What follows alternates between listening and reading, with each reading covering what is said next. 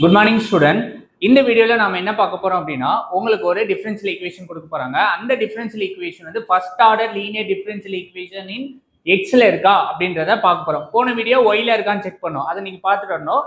இதையும் பார்க்கணும். ஒரு கொடுக்குற டிஃபரன்ஷியல் ஈக்குவேஷன் வந்து லீனியர் இன் ஒய்ல இருக்கா செக் பண்ணணும். அதுல இல்லைன்னா அப்படியே போயிடக்கூடாது. நீங்க என்ன பண்ணணும், எக்ஸ்ல இருக்கான்னு செக் பண்ணி பார்க்கணும். ஓகேவா? சரி, உள்ள வாங்க. எனக்கு ஒரு டிஃபரன்ஷியல் ஈக்குவேஷன் கொடுப்பாங்க. அதை நான் என்ன பண்ணணும்னா dx by dy plus py of x equal to q of y க்கு நான் மாற்றணும்.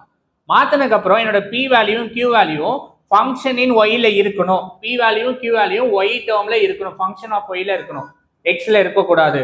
நீங்க அதை புரிஞ்சுக்கணும். அப்படி இருந்துச்சுன்னா இதுல போட முடியாது.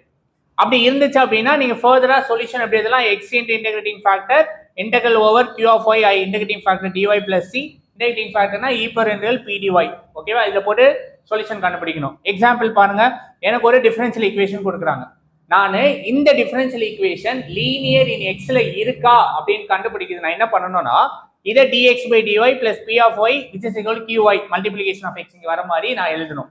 அதனால என்ன பண்றேன், என்டையர் டேர்மை sin y ஆல டிவைட் பண்றேன்.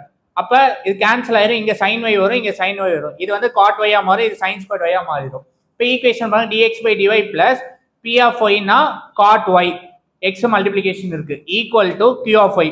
q of y வந்து sin squared y. இது ரெண்டுத்தையும் பாருங்க, இங்கேயும் y இங்கேயும் y இருக்கு.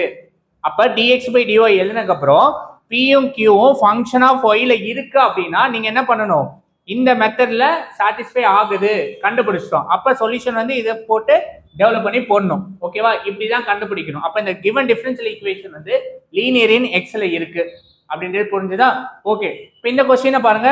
இந்த கொஸ்டினை வந்து இந்த டிஃபரன்ஷியல் ஈக்குவேஷனை டிவைட் பை எக்ஸ் பண்ணேன் அப்படின்னா எனக்கு இப்படி வந்து நிற்குது. தென் எக்ஸ் எக்ஸ் கேன்சல் பண்ணிட்டா எனக்கு dx by dy plus py of x equal to qyன்னு வந்துருச்சு. இப்போ இங்க என்னோட p வேல்யூ எவ்வளோ? p வேல்யூ வந்து 3 times of y, x multiplication இருக்கு. qy வந்து இந்த வேல்யூ. என்னோட p யும் q யும் வந்து ஃபங்க்ஷன் ஆஃப் y ல இருக்கணும்.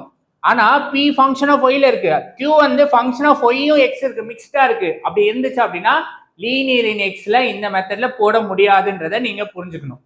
சரியா? தேர்ஃபோர் இது வந்து இந்த மெத்தட்ல போட முடியாது. ஓகே. ஸோ கொடுக்குற டிஃபரன்ஷியல் ஈக்குவேஷன் லீனியர்ல இருக்கா இல்லையான்னு ரெண்டு மெத்தட்ல கண்டுபிடிக்கணும். ஹோமோஜெனிக்ஸ்ல ரெண்டு மெத்தட் கண்டுபிடிக்கணும், சப்ஸ்டிடியூஷன் பார்க்கணும், அண்ட் வேரியபிள் செப்பரேட் பார்க்கணும். இப்படிதான் நீங்க கண்டுபிடிக்கணும். And thank you all. பை.